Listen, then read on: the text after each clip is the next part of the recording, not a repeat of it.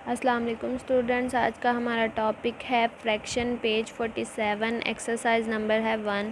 हमारे पास question number 2 है page 47 पर। Subtract the following fraction. ये हमें फ्रैक्शन दी हुई है और इसको हमने सब्ट्रैक्ट करना है।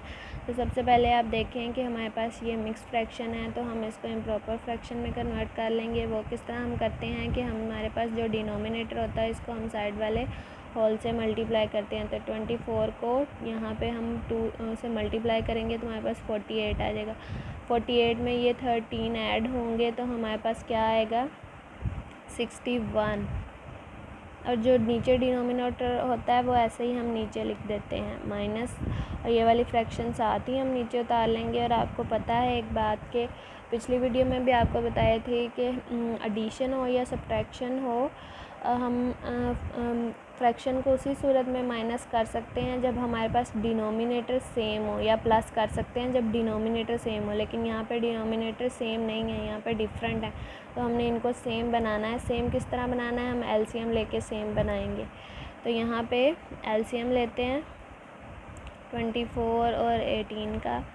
तो 3 8 ज़ा और 3 6 ज़ा। अगेन अब हम 2 से कर लेते हैं, 2 4 ज़ा और 2 3 ज़ा,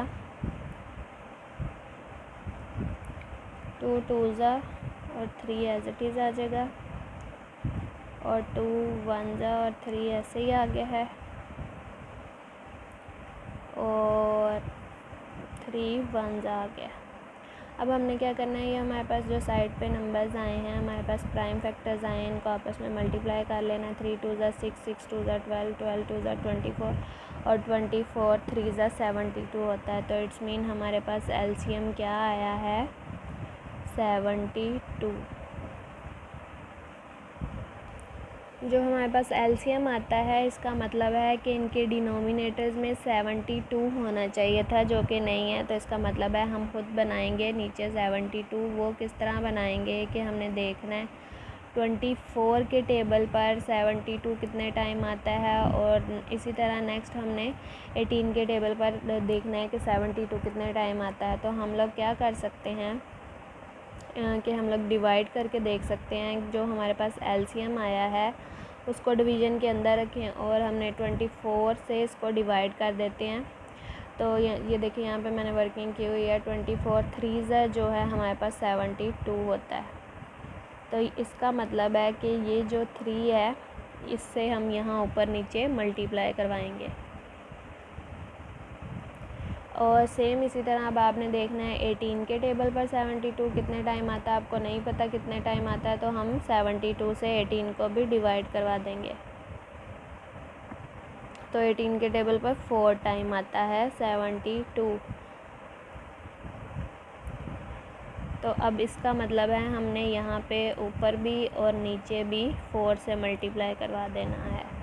तो अब हमने क्या करना है, 61 को 3 से मल्टीप्लाई करवाते हैं। तो आप लोग यहाँ पे साइड पे करवा के वर्किंग में देख भी सकते हैं। 3 1 ज़ा 3, 3 6 ज़ा 18। तो हमारे पास क्या आया है, 183। और 24 को 3 से मल्टीप्लाई करेंगे तो 72 आ गया, माइनस 4 4 ज़ा 16 और 18 4 ज़ा 72। अब हमने इनको आपस में माइनस करना है। ये देखें, अब मैंने यहाँ पे 183 और 16 को वर्टिकली लिख लिया है और इनको माइनस किया, तो हमारा आंसर आया है 167।